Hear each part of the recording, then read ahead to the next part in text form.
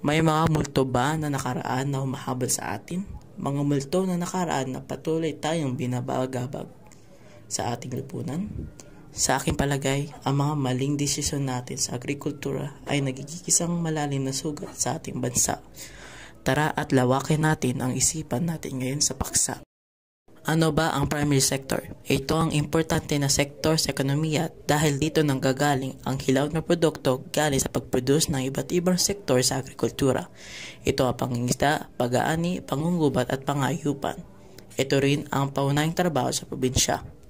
Apat na sektor sa agrikultura ay mga paunahing gawaing pang-ekonomiya at agrikultura sa Pilipinas.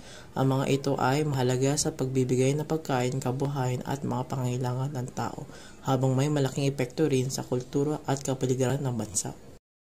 Nararanasan na ating mga manggagawa ang matinding hirap at patuloy tayong nagkukulang sa pagbigay ng sapat na tulong. Tila nagtatong sila, kailan mo ba ako papansinin?